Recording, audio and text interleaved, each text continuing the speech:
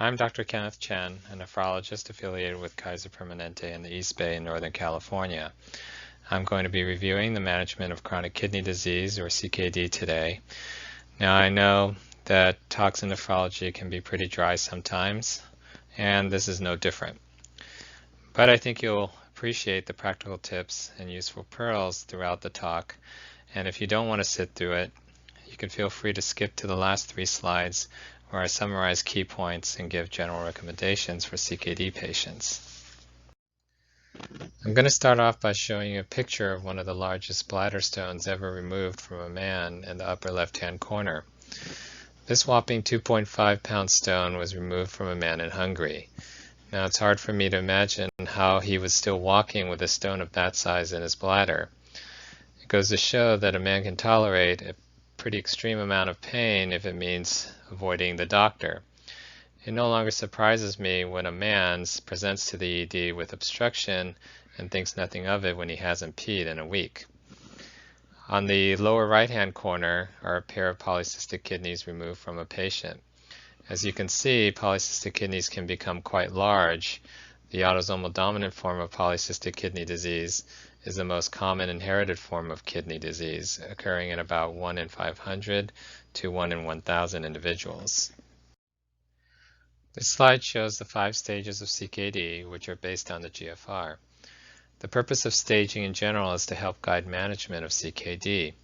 CKD is defined as a decrease in GFR or kidney damage, such as microalbuminuria or the presence of polycystic kidneys, for example, for at least 3 months.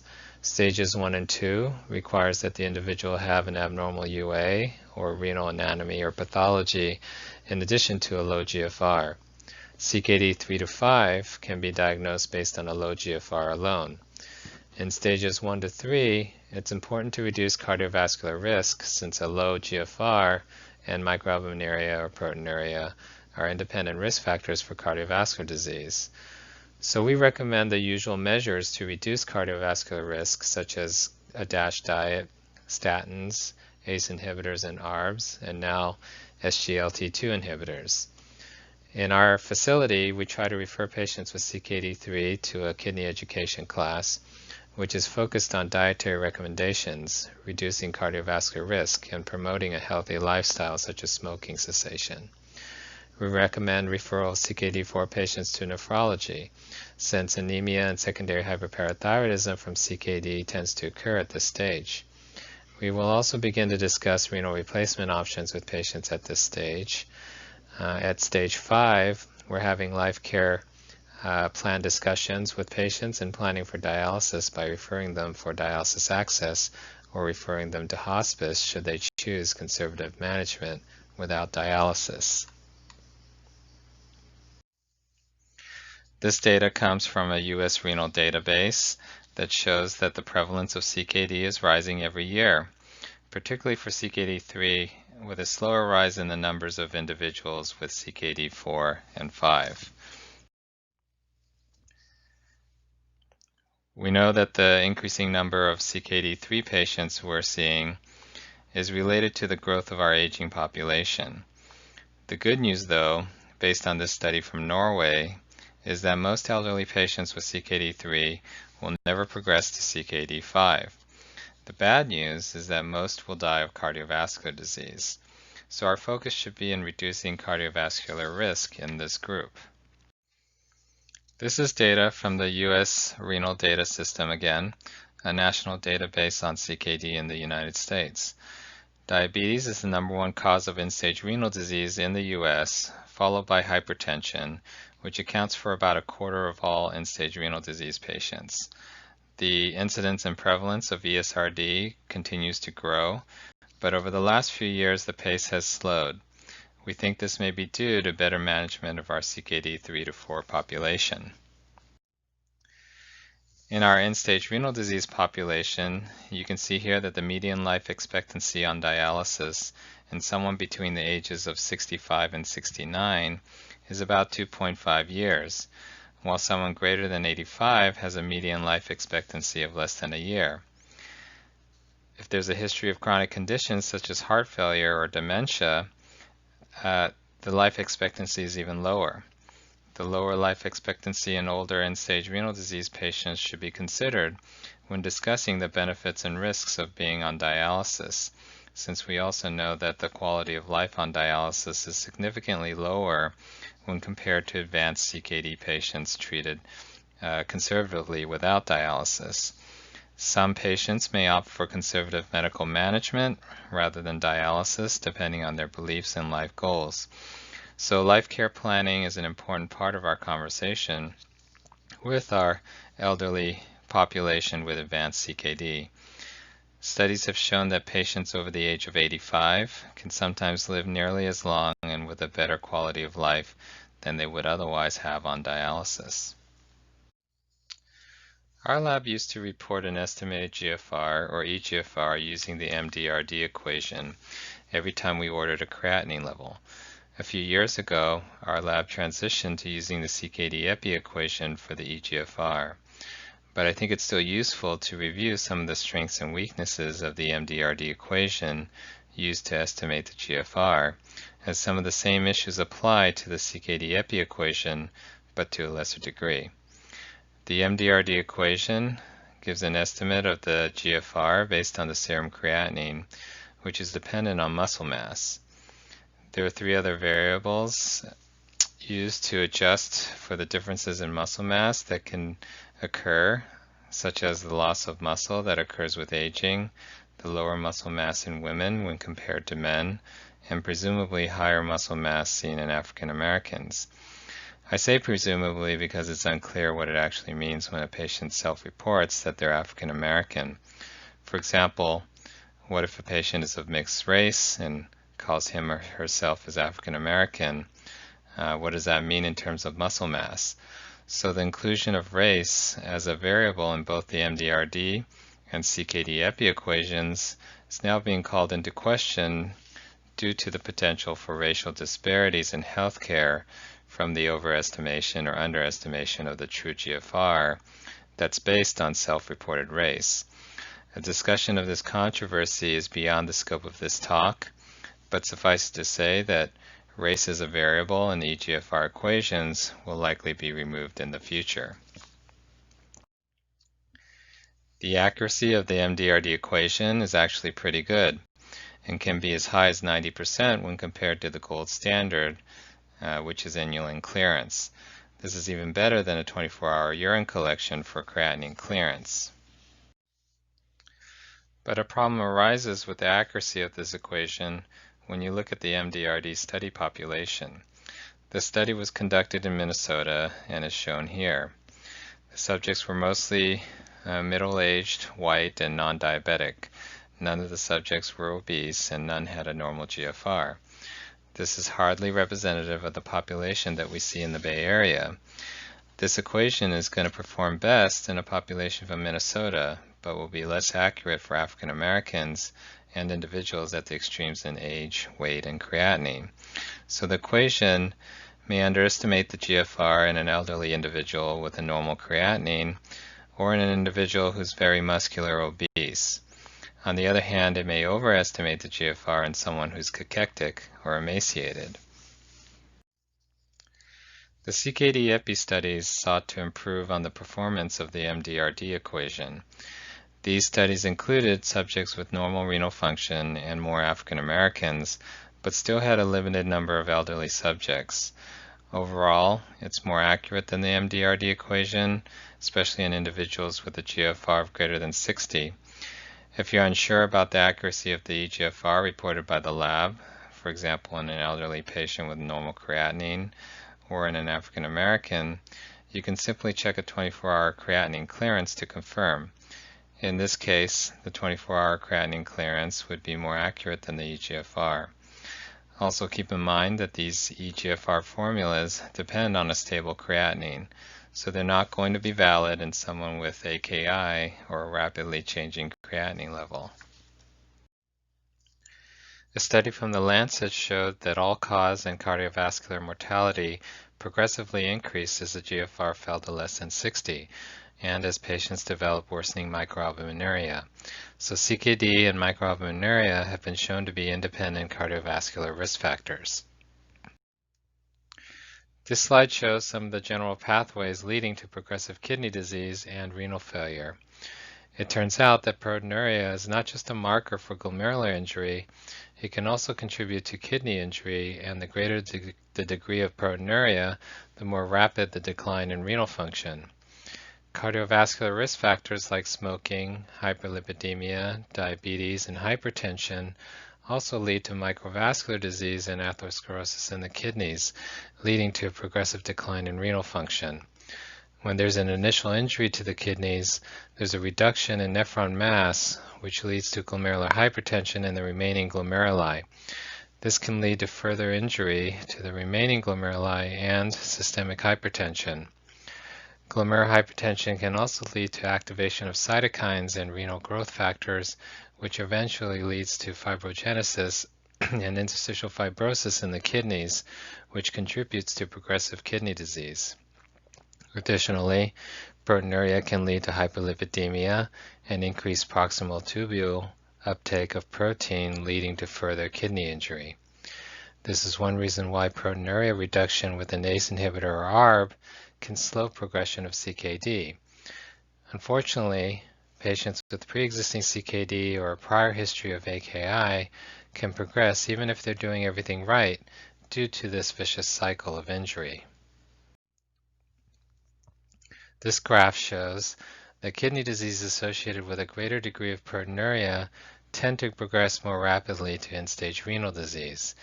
The y-axis is a GFR, and the x-axis represents the time to end-stage renal disease.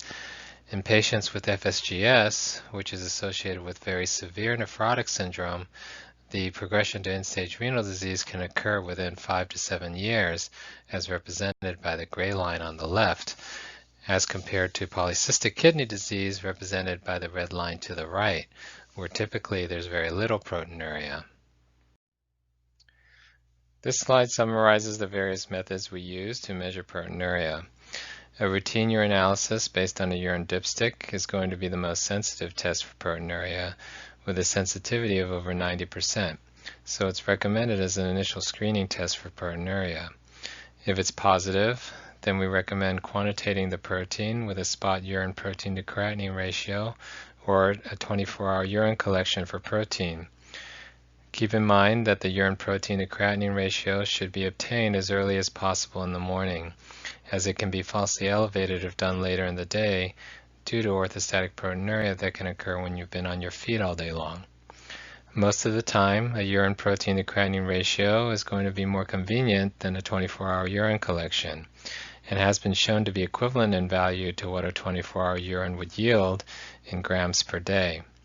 For example, if the urine protein to creatinine ratio is 3, then that would represent 3 grams per day of proteinuria on a 24-hour urine.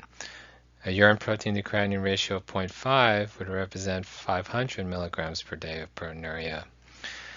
Most of the time, we're interested in whether patients are nephrotic or not, or whether they're responding to treatment with an increase or decrease in proteinuria. So checking a urine protein to creatinine ratio is adequate for managing their kidney disease without the need of putting them through a 24-hour urine. The microalbumin test is a more specific test for measuring albumin in small quantities. In our lab, if you order a microalbumin test, the lab will reflexively convert that test to a urine protein to creatinine ratio if it's greater than 250 micrograms of protein per milligram of creatinine. In other labs, the upper limit for the microalbumin test is 300 micrograms per milligram. There are various known causes of benign proteinuria that are listed here. I just mentioned that being on your feet for a while can lead to orthostatic proteinuria. Basically anything that can increase your blood pressure or cardiac output can lead to proteinuria, such as fever, emotional stress, or after intense physical activity. Many acute illnesses, such as sepsis, can also lead to proteinuria. So there are 2 types of proteinuria that can occur. One is tubular proteinuria that can occur from either overproduction of beta microglobulin or light chains, as in malignancies, or decreased reabsorption of these proteins due to tubular injury from interstitial nephritis. Normally, There are small amounts of beta microglobulin and light chains filtered across the glomeruli, which are endocytosed by the proximal tubules so that they're not lost in the urine. Glomerular proteinuria occurs due to a leaky or damaged glomerular basement membrane, as seen in glomerulonephritis. Tubular proteinuria can be detected with a UPEP, but we rarely need to do this test these days due to better tests available to diagnose the disorders that can cause tubular proteinuria. Most of you probably know that nephrotic syndrome is characterized by heavy proteinuria, defined as greater than 3.5 grams per day, associated with periorbital and peripheral edema, hypoalbuminemia, hyperlipidemia, and a hypercoagulable state. The hyperlipidemia develops due to increased biosynthesis and impaired uptake of lipoproteins by the liver. Loss of antithrombin 3 in the urine can lead to an increased risk of DVTs in patients with nephrotic syndrome. This is a list of the various nephropathies that can cause nephrotic syndrome. Diabetes is by far the most common cause of nephrotic syndrome, followed by FSGS and then membranous nephropathy. We're now starting to learn more about the genetics of various nephropathies. For example, APOL1 is a risk allele associated with primary FSGS. People with one risk allele have a 0.3% risk of developing FSGS, while those with two risk alleles have a 4.25% risk of FSGS.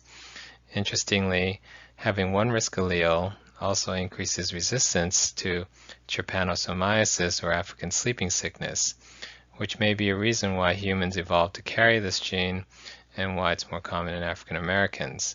The phospholipase A2 receptor antibody is present in most individuals with primary membranous nephropathy and is now available as a blood test to help aid in the diagnosis of this disease.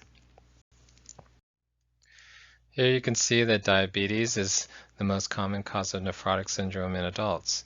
FSGS is the most common renal-limited cause of nephrotic syndrome in adults, followed by membranous nephropathy. Minimal change disease, the most common cause of nephrotic syndrome in children, is seen much less frequently in adults. When minimal change disease does occur, it's typically due to NSAID use. This is the Medicare definition of diabetic nephropathy or diabetic CKD, which is useful to know. CKD can be attributed to diabetic nephropathy if either A, macroalbuminuria is present, or B, microalbuminuria is present, plus the presence of diabetic retinopathy or type 1 diabetes of at least 10 years. This is based on evidence showing that diabetic nephropathy tends to be present by the time diabetic retinopathy develops in diabetics, and typically it takes about 10 years to develop diabetic nephropathy in patients with diabetes. It can, of course, take less time if the diabetes is poorly controlled. Other causes of CKD should be considered in the absence of diabetic retinopathy, the presence of an active urinary sediment, or signs or symptoms of other systemic disease such as autoimmune disease or infection, and a greater than 30% reduction in GFR within 1 to 2 months after starting an ACE or ARB, which would be suggestive of renal vascular disease. Now I'm going to very quickly review some of the landmark studies that help guide our treatment of hypertension in CKD patients. This was the original study showing the renal protective effects of captopril, an ACE inhibitor in diabetics. Here you can see that the captopril group had a lower risk of doubling of the creatinine than the placebo group over a period of about 4 years.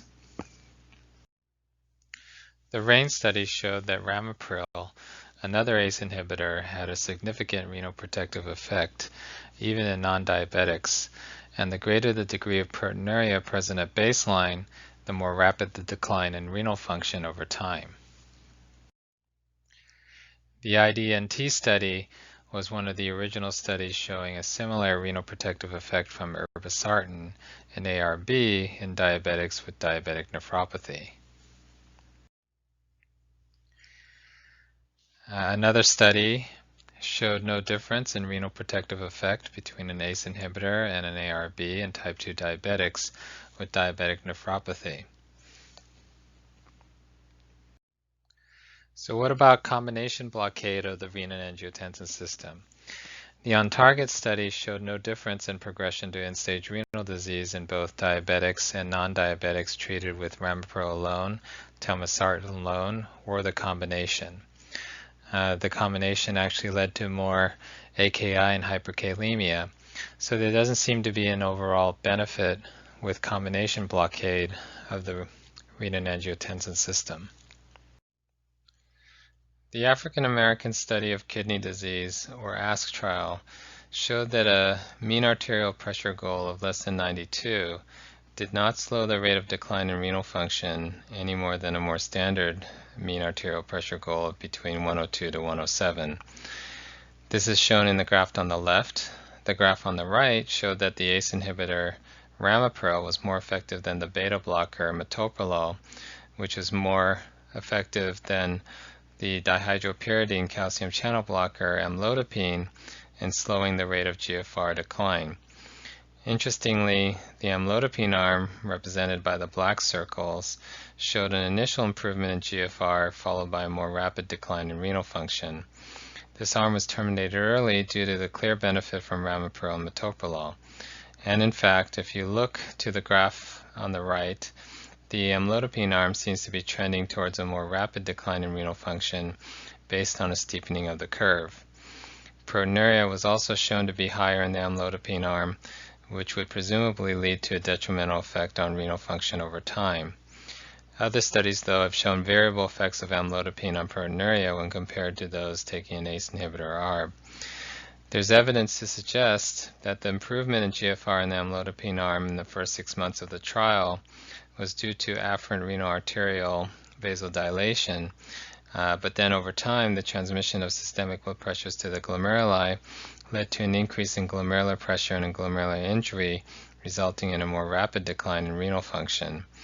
In spite of this data, amlodipine is still recommended as a third or fourth line agent for hypertension if needed, since the cardiovascular morbidity and mortality benefit from the treatment of hypertension in our CKD population outweighs any deleterious effect it may have on the kidneys. In another analysis of the ASK study comparing a standard blood pressure control group where the mean blood pressure was 141/86 with an intensive blood pressure control group where the mean blood pressure was 130/78, there was no effect on kidney disease progression when the baseline level of proteinuria was less than a urine protein to creatinine ratio of 0.22. But when the baseline level of proteinuria was greater than 0.22, there was a slower progression of kidney disease in the intensive blood pressure control group in terms of doubling of serum creatinine, ESRD, or death. So patients with proteinuria seem to benefit more from more intensive blood pressure control, which makes sense since the lower the blood pressure, the lower the proteinuria due to decreased glomerular pressures. The most recent large trial comparing intensive blood pressure control to less intensive blood pressure control was the SPRINT trial. This trial had participants randomized to a systolic blood pressure of less than 120 or a systolic blood pressure of less than 140, who were over the age of 50 with a mean age of 72, a mean serum creatinine of 1.4, mean baseline albuminuria of 12.8, and mean length of follow-up of 3.3 years. The mean number of medications taken by the intensive blood pressure control group was 3 versus 2 meds in the less intensive blood pressure control group. Trial participants had mostly mild to moderate CKD, and those over age 75 were well represented, while patients with proteinuria greater than 1 gram per day and diabetics were excluded from the study. The trial was terminated early due to a positive effect on overall mortality. The Kaplan-Meier curves for pre-specified outcomes in the SPRINT trial are shown here. The broken lines depict the intensive group, while the solid lines depict the standard group. Panel A shows that there was a decrease in primary cardiovascular outcomes, defined as the composite of myocardial infarction, acute coronary syndrome, stroke, acute decompensated heart failure, and death from cardiovascular causes in the more intensively treated group. Panel B shows that there was a decrease in all-cause death in the intensively treated group compared to the less intensively treated group. And Panel C shows that there was no difference in the main kidney outcome, defined as the composite of a decrease in eGFR of greater than 50% from baseline, confirmed by repeat testing greater than 90 days later, or the development of ESRD. Previous trials looking at the effects of tighter blood pressure control in CKD patients were underpowered to show a mortality benefit, whereas in this adequately powered trial, there was a reduction in cardiovascular disease and mortality from intensive blood pressure control, but no effect on progression of CKD. Intensive blood pressure lowering also resulted in a slightly higher rate of eGFR decline and higher rates of hypokalemia, hyperkalemia, and AKI. A post-hoc analysis of the study showed that intensive treatment in patients with an eGFR of less than 45 did not have a cardiovascular benefit and actually increased the risk of AKI. So to summarize, based on the largest trials to date, ACE inhibitors or ARBs should be the first line in the treatment of hypertension and proteinuric kidney disease. It's now accepted dogma that reducing proteinuria through an ACE or ARB, or just lowering the blood pressure to less than 130/80, will reduce the level of proteinuria and slow progression of CKD. The blood pressure goal for non-proteinuric CKD patients, however, is not as clear. Previous trials, including the CORD trial in diabetics, which included only CKD 1 through 3 patients, the MDRD study in mostly whites, and the ASK trial in African Americans, showed no cardiovascular benefit or slowing of CKD in non-proteinuric CKD patients who received more intensive blood pressure control. But with the SPRINT trial, where 67% were white and Hispanics and African Americans were well represented, we now have evidence that more intensive blood pressure control by lowering the systolic blood pressure to below 120 will reduce cardiovascular mortality, at least in the CKD 1 to 3A patients. So the next JNC guidelines for hypertension management will probably recommend a blood pressure goal of less than 130/80 in anyone with CKD, whether proteinuric or not. Diuretics are often necessary to help lower the blood pressure in CKD patients, as their hypertension is often volume mediated due to salt and fluid retention. But potassium supplementation is often unnecessary, since the lower GFR will often prevent the wasting of potassium from diuretics, particularly in CKD 4 and 5. I'd suggest adding potassium supplements only if you find that the patient is developing hypokalemia after starting the diuretic. I try to avoid dihydropyridine calcium channel blockers like amlodipine or nifedipine, especially in proteinuric patients, but not be as concerned about starting one either if needed for blood pressure control, since we know that the cardiovascular benefits from treating the hypertension outweighs the negative renal effects from the calcium channel blockers.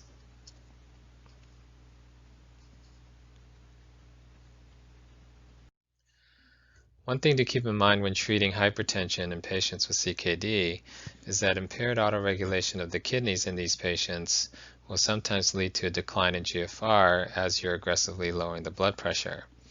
Autoregulation of the renal vasculature is a mechanism by which the GFR is maintained constant over a wide range of blood pressures, represented by the dotted line on this graph.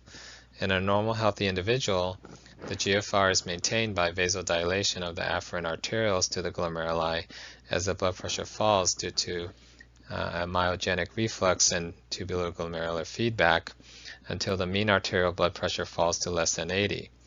At a map of less than 80, the afferent arterioles are maximally dilated and can no longer compensate for a further fall in blood pressure, so the GFR starts to fall. In individuals with chronic hypertension, the small arterioles undergo pathologic changes such as hyaline arteriosclerosis and myointimal hyperplasia.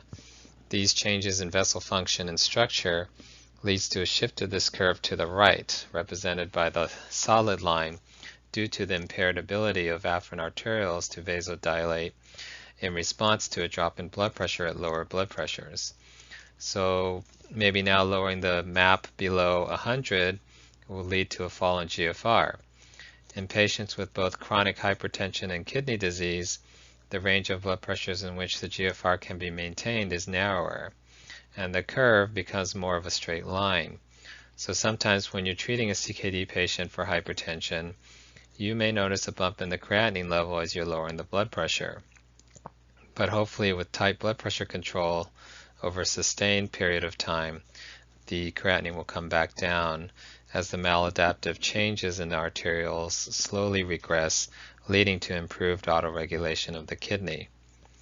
You're more likely to see impaired autoregulation in patients with renal vascular disease or atherosclerotic disease of the vessels in the kidney. The increased risk of AKI seen in patients with an eGFR of less than 45 treated in intensive blood pressure control arm in the SPRINT trial may have been due to impaired autoregulation, as there was likely a high number of participants in that trial with atherosclerotic renal disease. Data from the National Health and Nutrition Examination Survey, or NHANES study, showed that anemia related to CKD starts to develop at CKD4, as shown by the closed circles.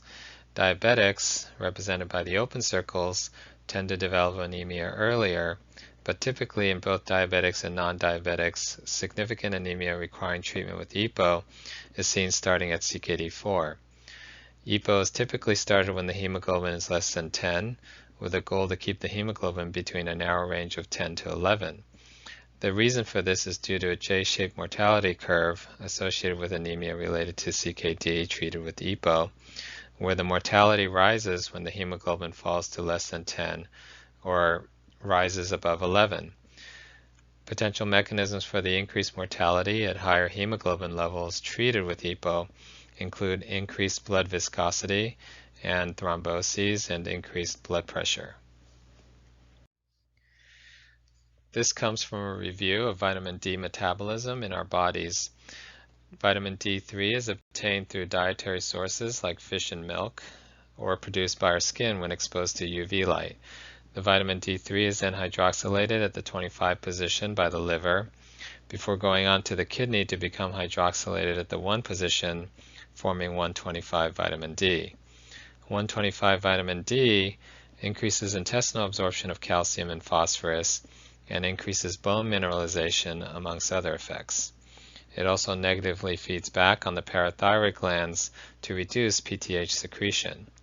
So 125 vitamin D can be given in the oral form, as in calcitriol, to treat secondary hyperparathyroidism that can occur in CKD. With chronic kidney disease, the loss of nephrons results in decreased active 125 vitamin D production and hyperphosphatemia due to decreased phosphate excretion. The decrease in 125 vitamin D and calcium phosphate precipitation in soft tissues from hyperphosphatemia results in hypocalcemia. Hypocalcemia and decreased 125 vitamin D levels in turn leads to decreased negative feedback inhibition of PTH, resulting in increased PTH secretion and ultimately bone demineralization and increased risk of fractures. As I just mentioned, 125 vitamin D and 125 vitamin D analogs can be used to treat secondary hyperparathyroidism. Typically, with CKD 3 and 4 patients, we will recommend treatment of secondary hyperparathyroidism with over-the-counter vitamin D3 supplements, usually at a dose of 1,000 to 2,000 international units a day, before considering calcitriol. Calcium sensing receptor agonists like cinacalcet can also suppress PTH secretion and can be used as an alternative to calcitriol to treat secondary hyperparathyroidism, especially when treatment with 125 vitamin D analogs results in hypercalcemia. Current guidelines recommend keeping the PTH between 130 to 600 picograms per milliliter. This slide shows the prevalence of hypocalcemia and hyperphosphatemia in a Canadian cohort of patients at various stages of CKD. And here you can see that the prevalence of both hypocalcemia and hyperphosphatemia starts to occur at CKD4. This slide shows the prevalence of secondary hyperparathyroidism and 125 vitamin D deficiency in patients at various stages of CKD. Here you can see that 125 vitamin D starts to fall below the normal range in CKD stage 2. Secondary hyperparathyroidism starts to rise in CKD3B, but becomes significantly higher in CKD4, where typically we will consider treatment with calcitriol if vitamin D3 supplementation is ineffective. SGLT2 inhibitors are the latest class of drug to be shown to reduce proteinuria and slow CKD progression in diabetics with diabetic nephropathy. A recent meta-analysis showed that this class of drugs used in the treatment of diabetes has now been shown in multiple studies to decrease the risk of CKD progression and AKI in type 2 diabetics with an eGFR greater than 30, even in patients on renin-angiotensin blockade. Data is now emerging that this renal protective benefit can be seen in non-diabetics with CKD as well. SGLT2 inhibitors have also been shown to reduce the risk of cardiovascular death, non-fatal MI, and non-fatal strokes, as well as hospitalization for heart failure in type 2 diabetics with CKD. So we now have a new class of drugs to use in our CKD population with a GFR of greater than 30. The nice thing about these drugs is that there's no risk of hypoglycemia. The main side effects are increased urination, nasal congestion or rhinorrhea, increased risk of UTIs and genital yeast infections, and the dreaded risk of Fournier's gangrene or necrotizing fasciitis of the perineum. This was an interesting study that was just published in the New England Journal that studied the effect of finerenone, a selective non-steroid mineralocorticoid receptor antagonist, on cardiovascular and CKD outcomes in type 2 diabetics. It was a double-blinded trial that randomized patients with mostly CKD 3 and 4 from diabetic nephropathy to receive finerenone or placebo. The primary outcome studied was a composite of kidney failure, a sustained decrease of at least 40% in the eGFR from baseline, or death from renal causes.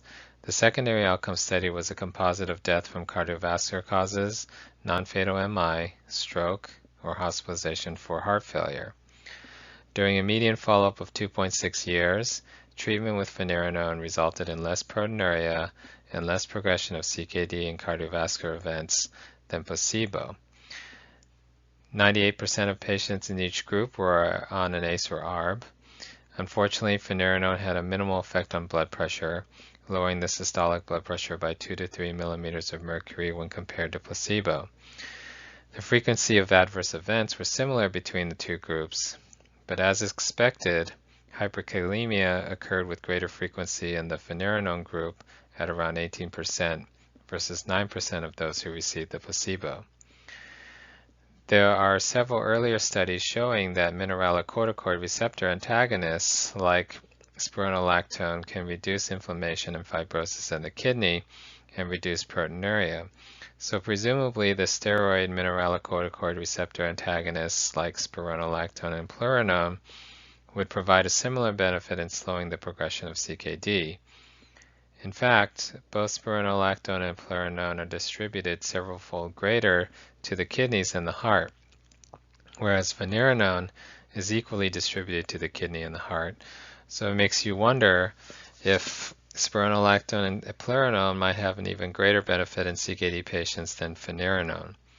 Additionally, spironolactone has been shown to lower the blood pressure by 20 to 25 millimeters of mercury, whereas there was a minimal effect of finerenone on blood pressure. Until finerenone is approved by the FDA, you can consider treating CKD patients with either spironolactone or pleuronone. So in the next few slides, I'm going to give a summary of key takeaways and general recommendations for CKD patients. Because CKD and proteinuria are independent risk factors for cardiovascular disease, the mainstay of treatment is focused around reduction of cardiovascular risk, such as smoking cessation, initiation of statins, weight loss, and a DASH diet, which have all been shown to slow progression of CKD. The ACCORD trial showed that in patients with CKD3 randomized to a hemoglobin A1c of less than 6%, had a higher mortality than those who received less intensive glycemic control with a target hemoglobin A1c of 7 to 7.9% due to hypoglycemic events. So hemoglobin A1c levels should probably be targeted to a level of less than 8%. We would recommend a baseline UA if not done already, and quantitation of proteinuria if the UA is positive for protein.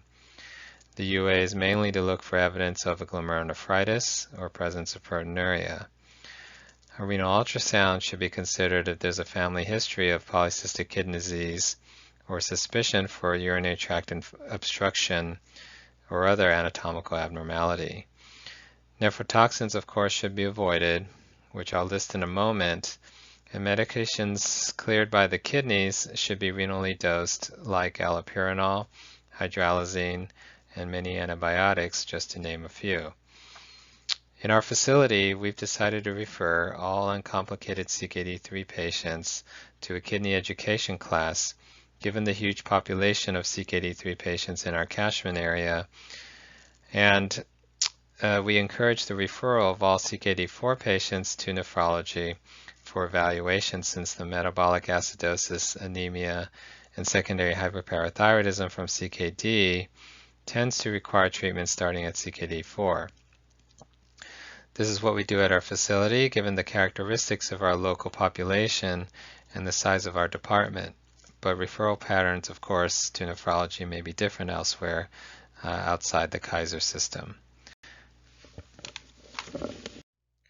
The blood pressure goal in the treatment of hypertension should be less than 130/80 in anyone with CKD.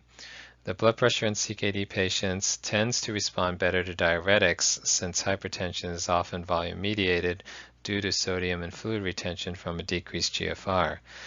Thiazides tend to be less effective in CKD 4 to 5, so consider adding or switching to a loop diuretic like furosemide. Sometimes the only way to lower the blood pressure in patients with advanced CKD is to diurese aggressively until they're euvolemic. Treat CKD patients with proteinuria and hypertension preferentially with an ACE or ARB, followed by a diuretic, a mineralocorticoid receptor antagonist, a beta blocker, and a non-dihydropyridine calcium channel blocker. An ACE or ARB has a greater blood pressure lowering effect in a salt-depleted state, so it works synergistically with a diuretic or with a low-sodium diet. There's growing evidence that spironolactone is a very effective antihypertensive and can reduce proteinuria and slow progression of CKD. It also has been shown to reduce mortality and heart failure, so it should definitely be considered in CKD patients with a history of heart failure. The recent study on finerenone suggests that this may actually be a class effect. So if you do prescribe spironolactone, there are a few points about it to keep in mind. Its onset of action is slow, with a peak response rate that can occur more than 48 hours after the initial dose. This lag time is due to active metabolites, which can have a long half-life and take several days to reach a steady state. And it may actually take several weeks to see a maximal blood pressure lowering effect from it. For the same reason, the effects of spironolactone can last for up to a week or more after stopping it. The main side effect from spironolactone, as many of you know, is gynecomastia and hyperkalemia. Eplerenone has a lower risk of gynecomastia due to a 500-fold lower affinity for androgen and progestin receptors. It's also less potent than spironolactone in terms of its blood pressure lowering effects. I'm suggesting that in CKD patients you consider adding spironolactone to an ACE or ARB, but of course the main concern with this is that if you have a patient with heart failure and or CKD, it's a setup for life-threatening hyperkalemia, so the potassium levels should be closely monitored in this situation. A strategy that I use when treating patients on both ACE inhibitors or ARBs and spironolactone is to place them on a lower potassium diet and to advise them to hold their ACE or ARB when they become ill with vomiting or diarrhea, where they're likely to become pre-renal and develop AKI. And I'd recommend checking a potassium level 1 to 2 weeks after adding a mineralocorticoid receptor antagonist due to the delayed onset of action. Because I see this often enough, I think it's worth mentioning here that the combination of clonidine and a beta blocker should be avoided. I just want to caution against the combination of clonidine and a beta blocker especially a non-selective beta blocker, due to the risk of paradoxical hypertension from unopposed alpha vasoconstriction from the blockade of beta-2 vasodilating receptors, not to mention the risk of bradycardia and heart block from this combination. It's different from the rebound hypertension associated with clonidine, where upregulation of alpha receptors leads to higher blood pressures when clonidine is withdrawn abruptly. While it's well known that clonidine is a central alpha-2 agonist that leads to a reduction in sympathetic outflow, providers are less aware that it's also a weaker peripheral alpha vasoconstricting receptor agonist. Consider a SGLT2 inhibitor in diabetic CKD patients with a GFR greater than 30. Stop metformin, SGLT2 inhibitors, and bisphosphonates if the GFR is less than 30, given the increased risk of life-threatening lactic acidosis from metformin, the lack of effectiveness of SGLT2 inhibitors when the GFR is less than 30, and an increased risk of severe osteonecrosis of the jaw from accumulation of bisphosphonates. Aminoglycosides are nephrotoxic and can lead to ATN, so can vancomycin, but they're less good alternatives to vanco as opposed to aminoglycosides. NSAIDs can lead to AKI and ATN due to prostaglandin inhibition and decreased afferent arterial blood flow, especially in combination with an ACE or ARB or diuretic. Fleece phosphosoda enemas, which have been removed from most store shelves, can lead to AKI from phosphate nephropathy, where acute calcium phosphate deposition occurs in the kidney. Aluminum and magnesium-containing antacids like Mylanta, Maalox, or milk of magnesia can lead to accumulation of aluminum or magnesium in patients with CKD.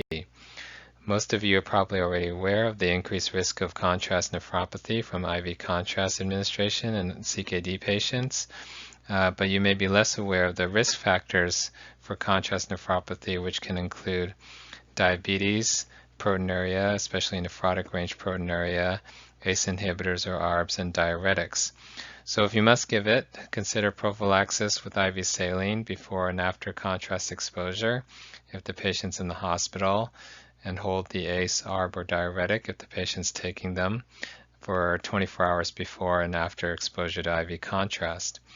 If it's an outpatient, you can reduce the risk for contrast nephropathy by either giving salt tablets 1 gram twice a day or liberalizing sodium and fluid intake the day before and the day after IV contrast exposure. Gadolinium has been associated with nephrogenic systemic fibrosis in CKD patients, with the greatest risk in patients with a GFR of less than 30 and with certain types of gadolinium. Certain herbal supplements, which are unregulated, can lead to progressive CKD from tubular injury and chronic interstitial nephritis due to contamination from heavy metals like cadmium and lead, or from aristolochic acid nephrotoxicity found in many Chinese herbal medications.